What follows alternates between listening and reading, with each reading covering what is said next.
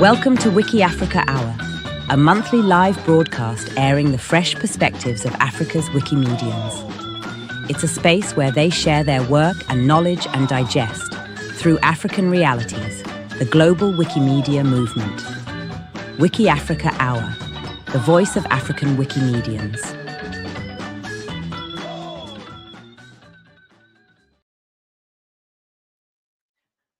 Good morning, everyone, and good evening, wherever you are in the world. This is a special edition of WikiAfrica Hour, a follow-on from the episode that we had in February about offline. And today, joining us is with us is Dan, McGuire, and Shadrach Ankrah. Thank you for joining us, gentlemen. It's hopefully intermittently seen Shadrach through the session, but he is conserving energy because he's in a rural area and the electricity is off. Oh, there he is at the moment, so you can see him. But if he does blink off, it's pretty much a good indication of why offline platforms are needed. And so please bear with us if Shadrach just suddenly disappears. Thank you, Dan, and thank you, Shadrach, for joining us today. As you know, working within the offline space, part of the reason why we wanted to get people on is that it's almost impossible for people who are wanting to look at offline solutions to look through and see what would work for them before they buy it or before they download it or before they use it. And I think hopefully these demo sessions that we've been hosting for OE Week will be able to help people see if they're walking down the right path. It might not be the perfect fit, but at least they'll have a better understanding. Thank you so much for joining us today. We wanted to just start with, who are you? Like, who is Dan and who is Shadrach? Please tell us a little bit about yourselves. Go ahead, Shadrach, you're first. Shadrach, you go first. Sure. Okay. So my name is Shadrach Ankrah, and I'm a Ghanaian. I'm currently based in a rural community in the Bono East region of Ghana. So the community is called Prime, and is the district capital of the district called Pro West District. So it's more like a rural community, but it's surrounded by a lot of rural communities, and so it's being the district capital has a bit resources compared to the other surrounding communities, but still the same issues as other rural community: electricity issues, power issues, and connectivity issues and all that. Aside that, I'm the founder and executive director of Africa Rural Internet and STEM Initiative. In short, it's called AfriSTEMI.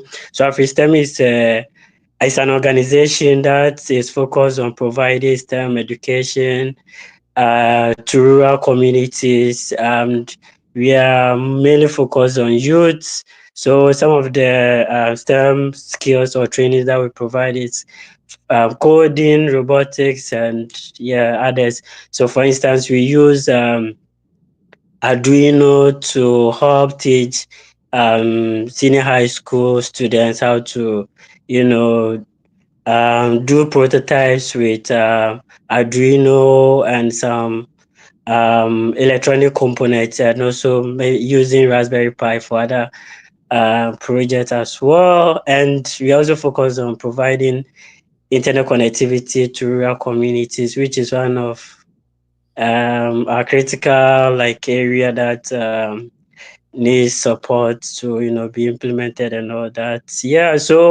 I'm also a member of the Sopal group, and so basically, in short, that's me.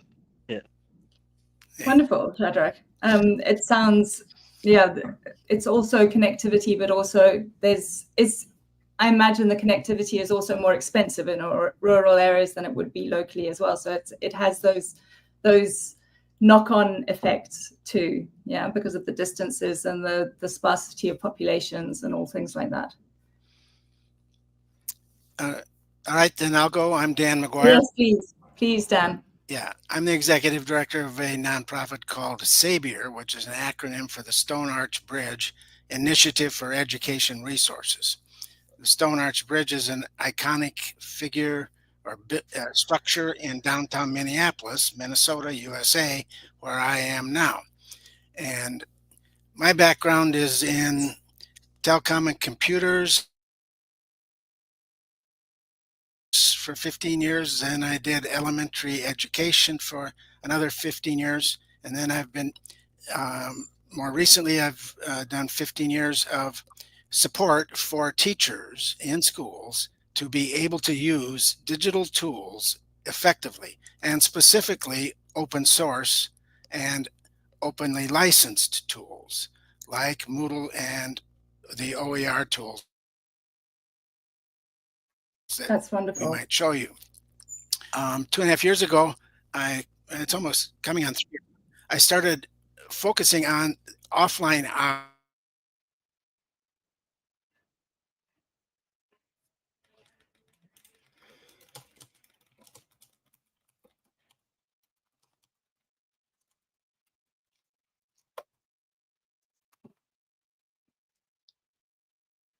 Hi, Dan. I feel like we've lost you. Shadrach, can you hear? Hello, everyone. I think we're just having a little bit of a technical issue. Let me just move. Okay, sorry. Dan, we kind of lost you because you were frozen for a while. So I wonder if you could just repeat your last minute of Sure. Well, I think whatever froze up when I was saying in the last almost 3 years, I've been working on supporting teachers in offline rural areas. And that happened quite serendipitously with a connection that I made with Peter Amoabil in northern Ghana, which is probably 500 kilometers northwest of where Shadrach is right now. And Peter and I started working on solutions. I knew about MoodleBox, and Peter was working on his nonprofit that he had started in northern Ghana, sourcing resources for his elementary school. So we came up with a solution for using a MoodleBox in a classroom with Wi-Fi only devices. And that's been quite successful. And then a year later, we expanded to a school in South Africa, which is a new school out in Langa Township. You probably know where that is, Isla. And that's on the road from me. It's an R through level 1 school. So in the US, we would call that pre-K, kindergarten through first grade. And that's a school that was started by Numvoya Mogochi, who had worked with me and others in the past. And she was interested in seeing how these little tykes could do with it. And it's been working quite well. In those schools, we use mostly cell phones that are Wi-Fi only. And the students there are learning where the approach there is to show them how to read in both English and Isihosa. So the advantage of using open educational resources on a digital platform is that we can easily translate it from English to Isihosa, which is the language that those kids speak at home. And that makes it easier for them to learn to read. All right. And then Peter began recruiting more and more people in Ghana, and we're now up to about a dozen. And most of the people that he recruited are, like Shadrach, founders of nonprofits in Ghana. So we have a collection. So the Sopal group is not a platform. It's a collection of individuals and organizations that are all working to provide these offline tools for rural communities.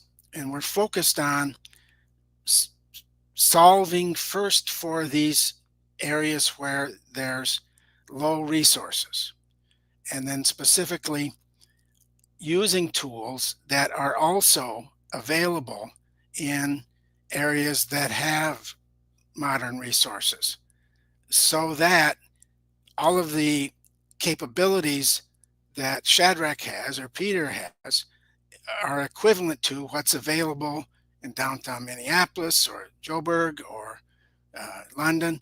So they get the same capabilities. So the same assessments can be given to students in any place. And that's very useful for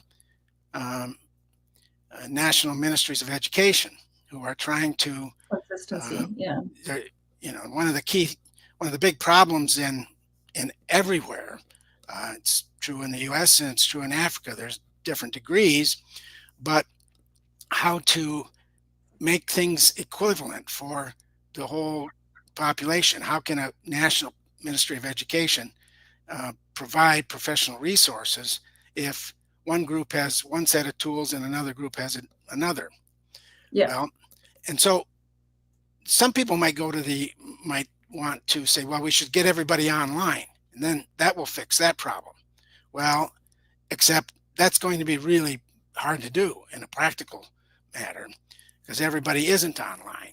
But there's a solution that enables the same tools to be offered to both scenarios right now. And so that's what we're doing with the combination of MoodleBox and Kiwix. Okay, so it's providing basically the same, it's providing, even in the more challenged spaces, it's providing exactly the same digital experience, but without the worries of connectivity and the challenges that come with that. Absolutely, that's right. And just to give you an example here, I'm going to hold up a MoodleBox. Actually, what I'm holding up is a Raspberry Pi. Raspberry Pi, yeah. Yeah.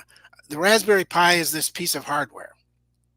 Yeah. And I can put it in my shirt pocket, and I can plug a remote power supply into it, and that Raspberry Pi will work on that little power pack that costs $20 US, and for almost 3 days.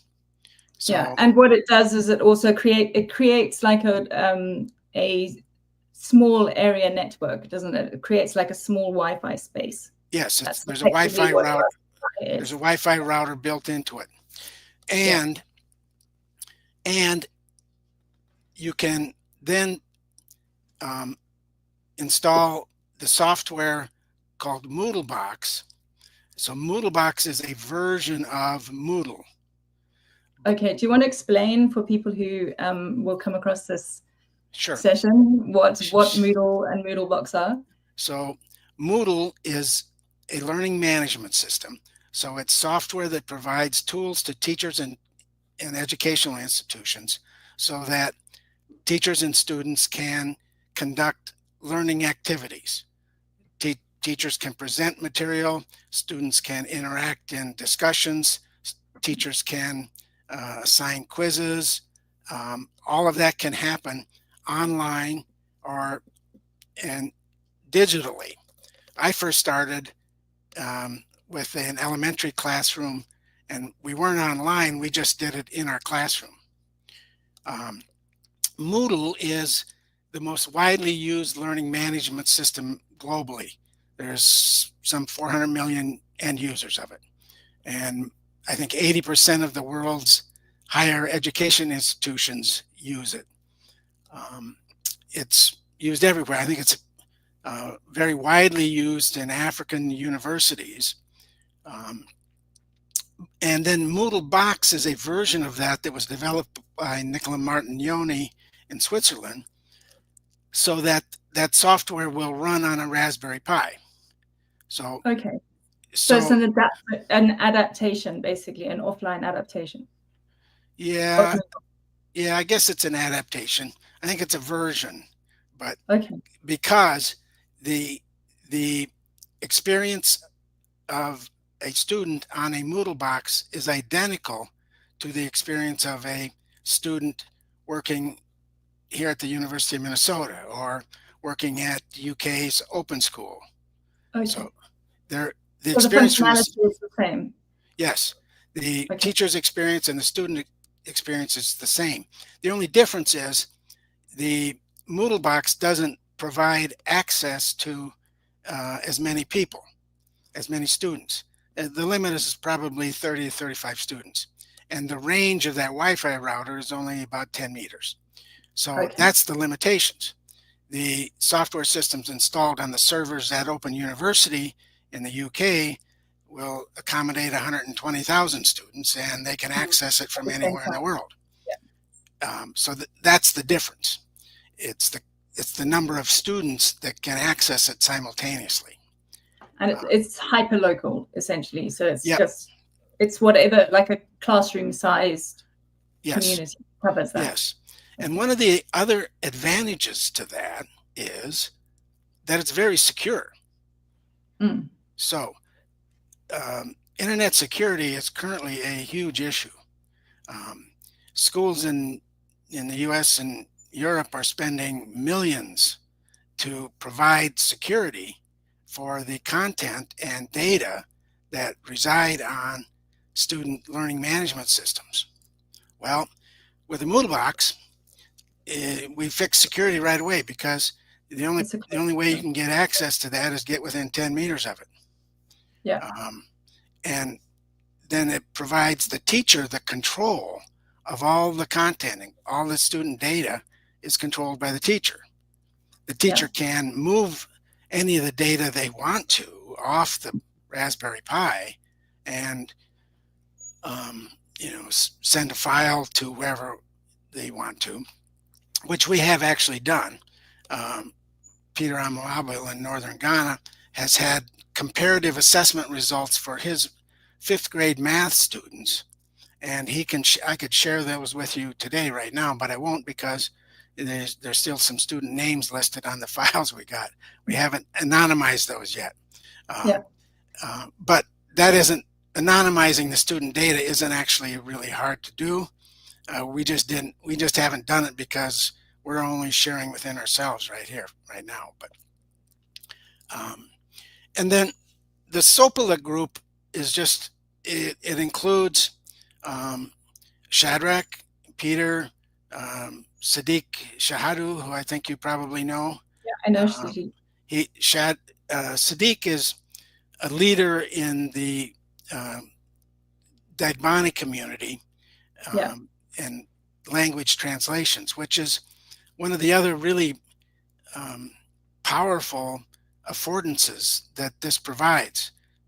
The ability to use digital tools enables us to translate content from English to Dagbani. So Sadiq just said yesterday that he got an award to develop some offline translations from English to Dagbani, which we will soon be using in our project. So I'll pause there and let you ask some more questions. Okay, well, I was hoping that we could, your demo, I'm sorry. The connection was a little bit short earlier, but that's fine. So we've established why offline and what got you involved in that. And the Sopal, so you started essentially with Sopal is a grouping where you are working with multiple offline solutions, or is MoodleBox and I just wanted to get towards the kind of demonstration so that people can see what. Sure. But I think it's a good idea. You've explained what the purpose of the platform is, and the target audience that you're doing basically, and the Sopal group are doing is mainly educational. education K to 12, or junior primary and high school, depending on which school system you're in. And you said that in some cases it could be used by university, but I suppose it depends on what the situation, what the situation is. But yourself, for your Sopal group, who are you specifically targeting? Because I know Shadrach, sorry, not Shadrach, but Sadiq is working within Wikimedia, but I also know I don't know what other kind of spaces is being used for. Go ahead, Shadrach. You can start with yours. You can describe the space that you work with a little more. Go ahead, Shadrach. Can you, yeah. Okay. Yeah, so basically, with Sopal, my organization is currently focused mainly on senior high students, but hopefully later within the year, we hope to maybe run it down to the junior high and primary level, and also like community-wide usage. So I'm currently doing a fellowship with a nonprofit organization here in Ghana, and I'm working with a senior high school called Prime Senior High School, and that was last month. I was able to, train about 5 students to test how the MoodleBox actually works. So I had them create, like for the start, I'm going to go through a presentation which involves what I'm just saying. So they connected to the MoodleBox network, and I created an account on MoodleBox for them, and they were able to log in and did a quiz, and we were able to submit and got the results. So currently the focus is on senior high students, but in a few months to come we'll scale it down to the junior high school and other rural communities at wide, because I'm targeting communities that do not have access to the internet at all. So in instances where there is a junior high school, a primary school, or senior high school in a rural community that do not have access to the internet, they should be able to have access to knowledge. And most government schools here in Ghana lack library resources, so like books and the rest. And some of these resources are also outdated. They are too old.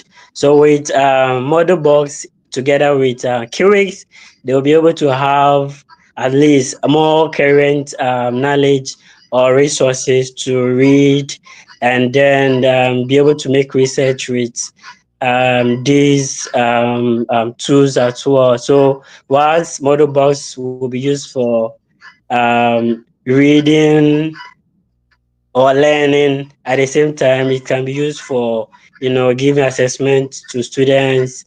And then the Kiwix aspect of it is going to provide a vast data story. So the Kiwix can host all sorts of content that would be able to even serve a whole community. So if the MoodleBox or the Raspberry Pi is being its capabilities are being extended, at least it should be able to serve an increased number or a more wider number compared to the current number of users that it can support.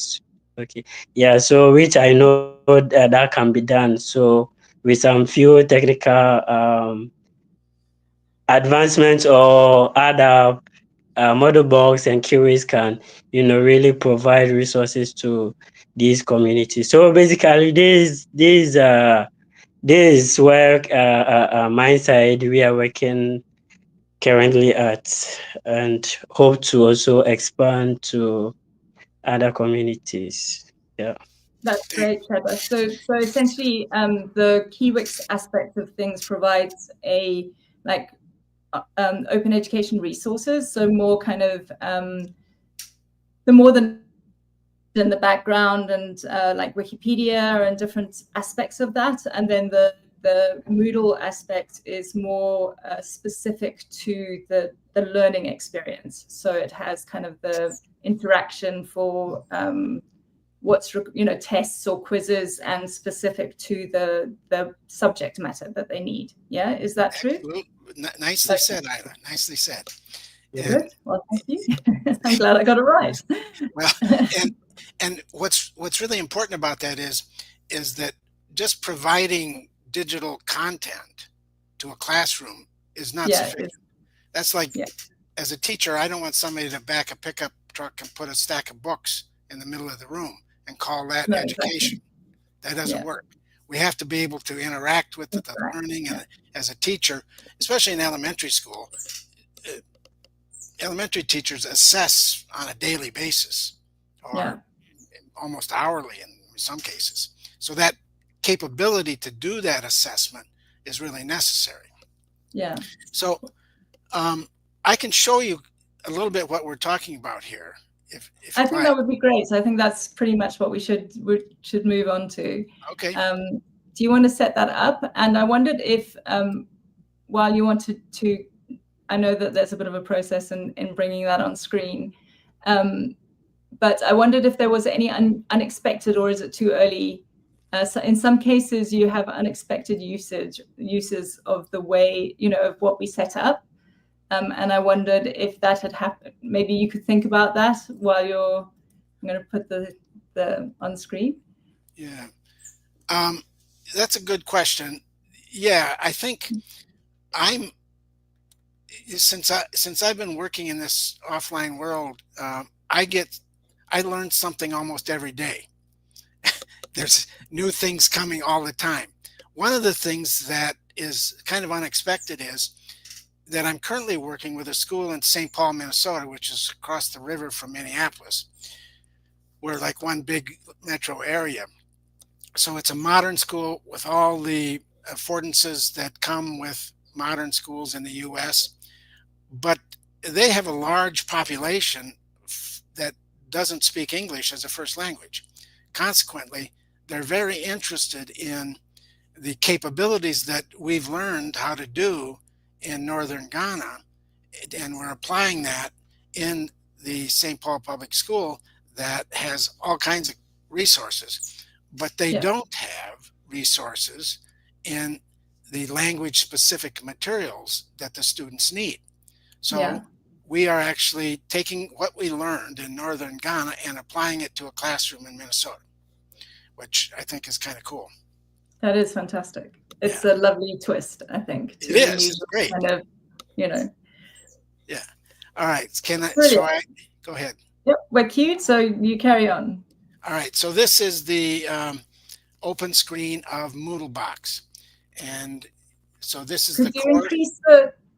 Sorry to interrupt, but I just wonder if you can increase the screen size, just so that's perfect. Thank you. That's better? Yeah, perfect. Okay.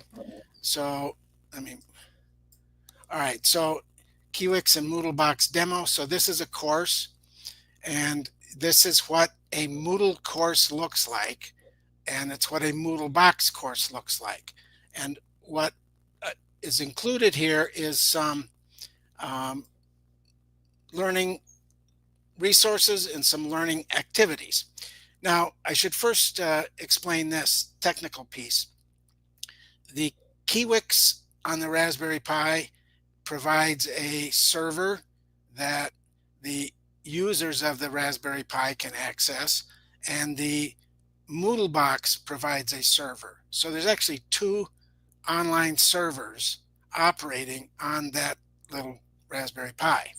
One of them is MoodleBox and one of them is Kiwix.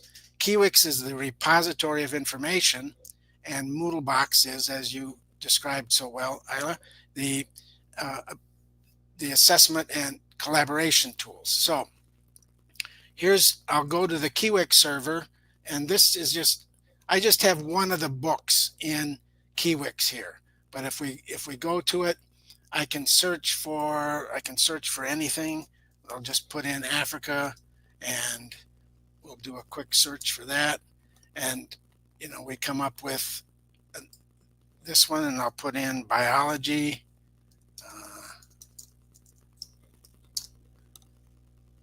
And we'll do a search. No, if I type in biology, I get 1,862 pages of content on biology. So that's a lot of resources for, that's a stack of books that we're providing via this little Raspberry Pi. All right, so now I'm going to go back. Dan, I'm not sure, sorry to interrupt. I'm not sure if we can see, is it a pop-up that's come? Oh, that's okay. I'm sorry. So we might not be able to see the pop-up if it's changed from what you're, All right, let's see if this happens here.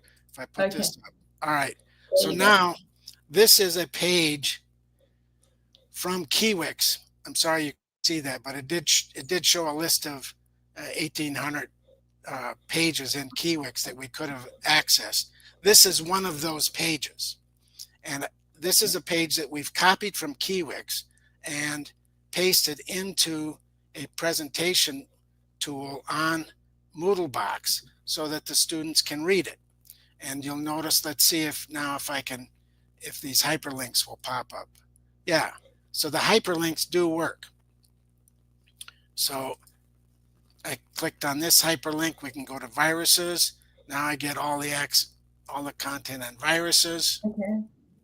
So now you're seeing sort of get a feel for all of the content that's available for students. And any one of these takes me to a new page of content. So it gives much more nuanced kind of understanding of just the one concept.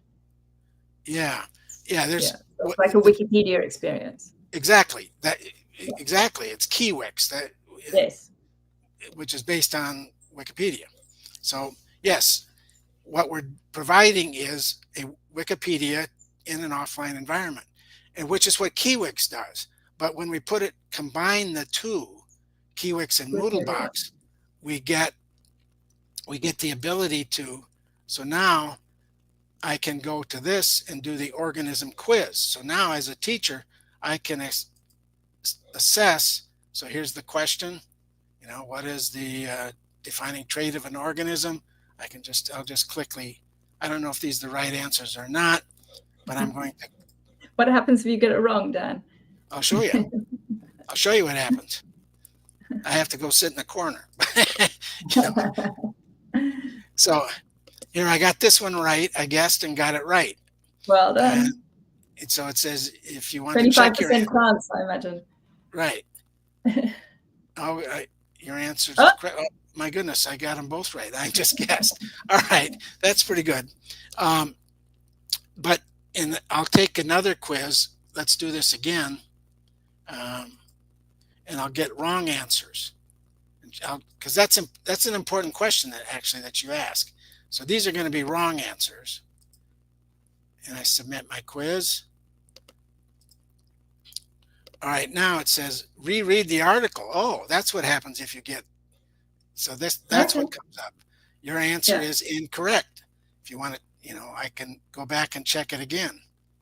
Here it says, again, your answer is incorrect. The correct answer is functions as an individual. So in one answer, we just blatantly tell them it's the wrong answer. And this one, we give them, in both cases, we give them the right answer. And the feedback that happens when a student gets a wrong answer is totally within the control of the teacher. And that's important because the teacher can then tailor that assessment experience and make it a learning experience. So I'll show you what I mean by that.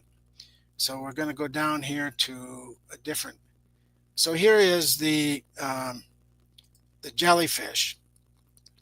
So this is a page from Wikipedia that we asked an AI tool to modify for an elementary level.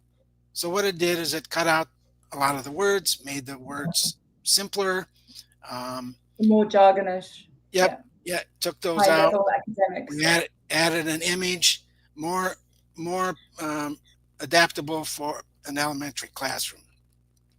So that was that presentation. So now let's take that quiz. And I'll show you some of the other options that are available then to teachers. So again, I'll say the next page, select one.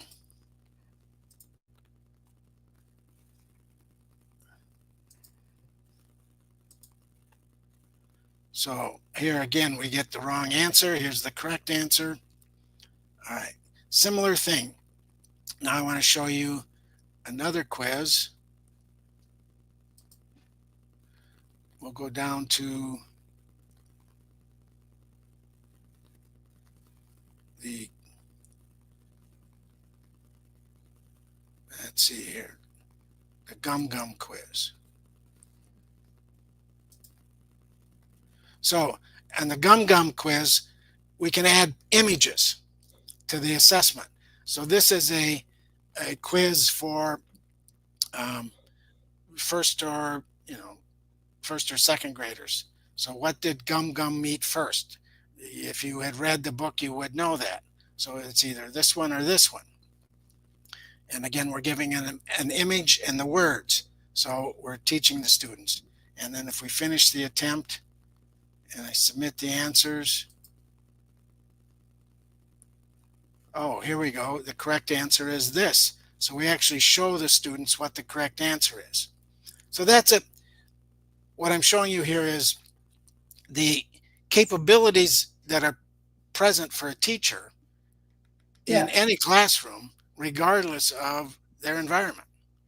So it can be tailored to the class's needs, basically, and the teacher's level, the class's level and the teacher's needs. Yeah. And that's fantastic. And quite interestingly, one of the other surprising things, in the last 2 weeks, I've had conversations with 2 of the major UK universities about deploying Moodle boxes for their purposes. They're actually considering using them to train teachers in remote areas. One of them is in Peru, and one of them is in Africa. So they're interested in using this because then they can take the content they're using in their universities in the UK and give it to the teachers out in the remote areas in South America and Africa. So that's another one of the surprising things that I just came upon. Okay, yeah, we can do that. No, I really love that. I think it's also how technology should be used. Yeah, it should be used for fit. So it should be used for the purpose, not try and force the existing, try and find the technology that works within the space that. We think MoodleBox, in being able to combine it with resources like Kiwix, and Kiwix is just one of the resources that we can combine it with. Kiwix happens to be one of the best, and it's very practical. Stefan will be very happy to hear that. Of course he will. By the way, Stefan is a part of the Sopal group too. Yes, I'm sure. Yeah. So he has helped us, and he works with Shadrach and Maxwell and Sadiq and those guys frequently. And but there are other providers of offline resources that we could put on the Raspberry Pi as well. Things like Calibri. We can do the same thing that we're doing here with Kiwix with Calibri or Internet in a Box, and there's others. Yeah. Kiwix I kind of like the way it works best, but you can do Kiwix is all, like Internet in a Box, and I think like Calibri is another repository basically of different. So even Kiwix has Khan Academy, and it's not just downloads of Wikimedia projects. It also has additional content. So it's it's an interface it's like a library interface, isn't it, really? And we can add we can go to that Kiwix server when a teacher we can add whatever we want and put it on there. Yeah.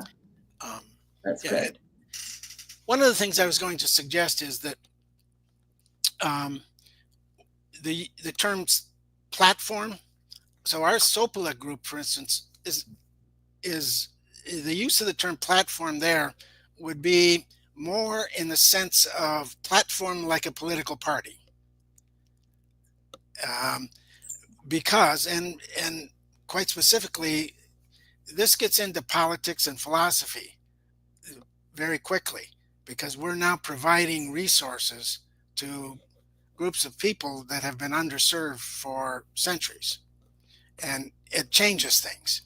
And it's definitely a decolonization tool. Exactly, absolutely. Yeah. Decolonization, and not everybody's going to be happy with that, I don't think. So, unfortunately, but that's why I say our platform really involves, and we have bi-weekly meetings and then online meetings of everybody involved, and it's a matter of sharing between the teachers, because all of the teachers so far have different experiences. So Shadrach's in southeastern Ghana, Peter's in northern Ghana, Maxwell is down in Kumasi. He teaches in a high school that's actually very well equipped. It's a private school. And one of our teachers, Rakaya, teaches in a prison system school in Tamale, and one of them teaches in a middle school strictly for Muslim girls. So there's a real mix of, and then Abdul has an even more remote group further north of Tamale. So, and everybody has different experiences, and all of the teachers in those groups are at different levels of technical capacity and competence. So we have to take all of those variables into consideration as we share with each other. Yeah, I wanted to ask about that, because as we're talking, it sounds like a perfect, it sounds like the perfect solution to many of education and situational challenges. And I know that it's not necessarily as easy as just like downloading. So I just wanted to ask, what would people need in order to get hold of the kind of solution that you're offering as such, or the solution that you've come up with? Yeah. And I know, like, maybe just talk them through like the process of what that would involve. I don't know if that's important. And so all of these tools, so all of the software you just saw is free. It's free to download, and you can revise it and change it and make it into a different language, do anything you want to it. The hardware, the Raspberry Pi hardware is open source, so you can modify that any way you want to as well. There is a cost to it, because you have to buy that plastic and those little electronic things. But that server that will supply a whole school with as many as 10,000 books costs $85 US. It's more than that in Africa because of tariffs and shipping. Yes, because you have to ship it. Yeah, been there. Can you even get them in South Africa? No, I'm teasing a little bit. You can, but it went through, before COVID, it was much easier to get hold of it. But now I think there was like a worldwide shortage after COVID. I'm not sure if they've caught up yet, but I think you can get them now. But those are the issues that we have to deal with. Is what are the delivery times depending upon where you are. So we focus first on the teacher, building the capacity of the teacher, and then adding what they need as necessary. So you're giving a very curated, not very curated, but very kind of specific response to what people need at the moment. Yeah. Is that something that you will roll out into a bigger kind of, will you scale that once you've got, say, grade 5 teachers, all of that content locked down? Is that something you would offer to other kind of grade 5 teachers? I don't know. I don't do scaling. Okay, good. All right, I'm just asking so that with people when they're watching, they can see, like, is there something I can access or not, or well, you can You can access Kiwix by just going to their website. You can access MoodleBox by going to their website. You can access Raspberry Pi by going to their website. And the other resources that we've provided, one of the big ones that we haven't mentioned yet is African Storybook. African Storybook is a phenomenal resource. It's got books it's for primary students, kindergarten through 3rd grade, and they have books in 250 of the African languages, and their platform allows you to translate and revise things at whatever you want. So you can transfer a picture book into Swahili or into Xhosa or Right, and so that's what Peter's done in northern Ghana. Is and Musa and Sadiq are both working on that. They have a goal of translating like 300 books in the next year from English into Dagbani. I know they'll accomplish that, probably go beyond that. But so as a matter of scaling is a term that's used in the technology world by software companies that sell stuff. So I understand that. I was just wondering about like at what level people could engage with you and the project that you're working at. Like, would it be other people like Shadrach and Maxwell and Sadiq who come in to work with you at that level, or would it be teachers approaching you who want to see, you're in a different aspect, who are maybe perhaps close to Shadrach, who would then approach him about what the solution was? Yeah. I'm not sure, I just want to give people an understanding of where and how they could engage if they were in Ghana or if they were in Minnesota or a different space. Well, and that's a good question. And we don't have a stock answer for that yet because we're still figuring this out. Fair enough. And as a practical thing, it's a conversation to have when you're focusing just on the teacher's capacity. We can't make a cookie cutter piece of software to deliver. We can't create a program to say, start here, do this, do that, do this. Now, we do have a website. Currently, it's not open because all of the teachers are currently taking courses that we're designing and Peter's creating, and then each of the teachers involved are creating content for it. And at some point, we're going to make those open. But right now, they're still in progress, so it wouldn't be really practical to just let anybody log in. If somebody wants to get involved, they can contact any one of us, and we'll get you involved. But it's not about just a matter of logging onto a website or accessing a piece of hardware. It's getting involved in this whole process of the sharing and the collaboration that we're all doing. And then if somebody has a lot of money and wants to get involved, we would really like that because that's the big problem. That's always the limitation. Right? Yes, absolutely. So, completely got you there. That's anybody with a lot of money will talk to you really quickly.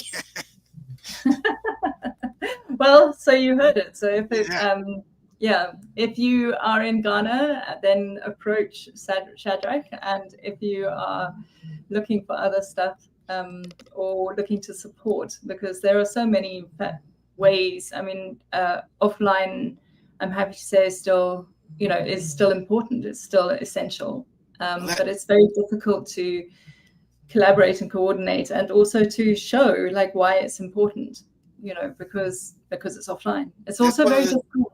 That's one of the things one of the things we covered in that paper that was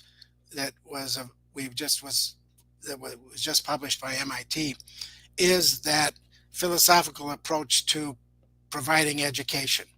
Should we go to the Ministry of Education of a country and say, let's create a policy? Well, but if nobody in the education ministry knows how to do this, the policy is just a bunch of words that nobody can actually implement. So that's why we're focused on the teachers in the schools, in the remote areas. And the policy will evolve as these teachers develop their capacity.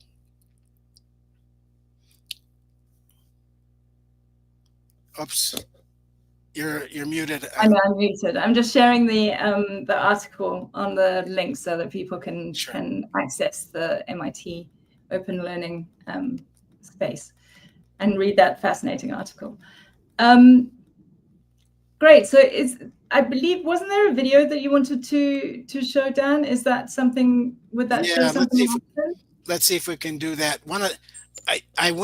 I just showed you when I did that demonstration most of the things on the video that I was going to show. So we won't do that one, but I do want to show this one. So let me present this.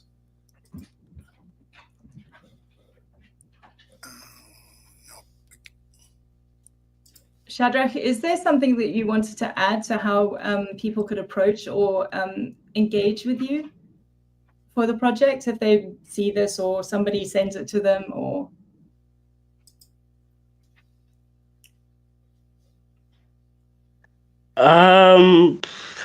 probably basically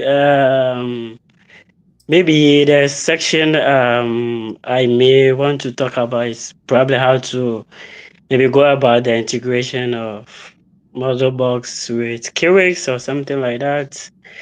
Yeah, I don't know the time that we have, but yeah, maybe that was what I may consider to do. Yeah. Okay, great. Yeah. All right. If you want the technical things, call Shadrach. He's better at that than me. Brilliant. So now we know where to go, Shadrach. He can actually show you how to install all of that software as servers on a Raspberry Pi. Okay. Yeah, because that is actually quite hard. You know, I don't know. I think for us non-technical people, Dan. Yeah. You know, but I do here. It's a good point though, because I do think, as us non-technical people, as we get more and more non-technical people using it, we will develop a process that makes it easier to do. Yeah. Because so far, it's only been technical people doing it. Yeah. And so, but we need to get more non-technical people doing it. Yeah. So we can make it easier. Yeah.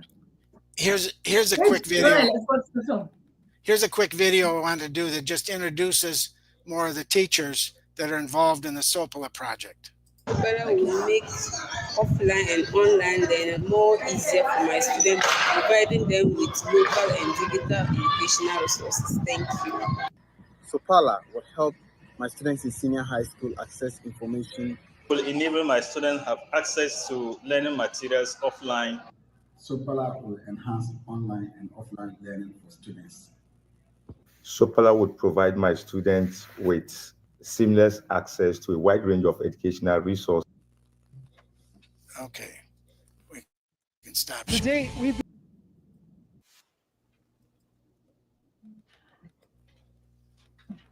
Fantastic, thank you. It's lovely to see the other people who are involved in that. Thank you, Dan. Yeah, and there's more that we didn't get on there, but it's a really talented group of people that are creating things all the time. Fantastic. Well, we would be very keen to hear more about it, and maybe we can get you onto one of the WikiAfrica hours later on in the year, that we can do a follow-up maybe on education and how the crossover between the Wikimedia space and education. Yeah, so, I think Sadiq would be keen to do that because he's very, and we could have. He's very involved, yeah. Yeah, Sadiq and Musa and Shadrach could put together some really useful combinations of the technical and the things that I don't quite understand all the time. So we'll rely on you, Shadrach, to make the technical stuff much more accessible for us. Yeah. Sure, I will do that. Yeah. Great. Thank you so much. I think is there anything else that you wish to share before we close out the hour? Or? Just to thank you, Isla. This is very, very good. And so grateful for the opportunity to talk about our work, and you do such a nice job of asking appropriate questions and summarizing things that, we need you on our team. Well, we have Wikifundi, so we're very invested in the whole offline space, but I think it's more about sharing the space and making sure that it fits the right specifics for everything. So more of these conversations, I think. Yeah, I think so. I think it's sometimes it feels like people kind of know about it, but they don't know how to access it, and it's just too big an ask. It's too complicated for people. And I think if we have more of these conversations, it just makes it easier for people to understand, and then it's less, it's like everything. People are scared of what they don't know or won't engage with what they don't know. So the problem of working in open source and in OER tools is that there's no money to be made. Consequently, there's no advertising dollars to be made to use to spread the word.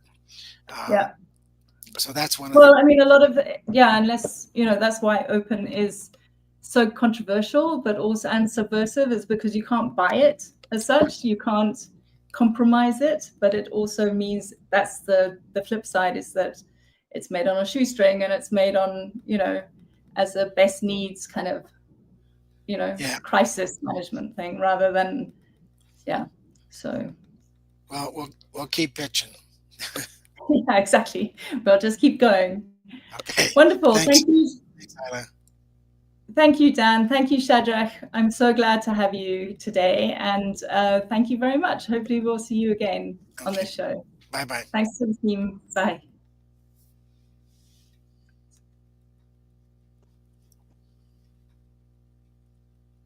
Oh, hang on.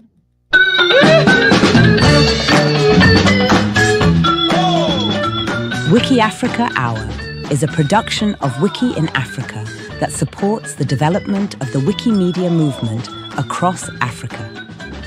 We value your suggestions on social media for the topics you want to discuss. We look forward to your participation next month at the same time and on the same channel. Hit the subscribe button to stay open and up to date, and follow WikiAfrica on social media. See you at the next WikiAfrica Hour.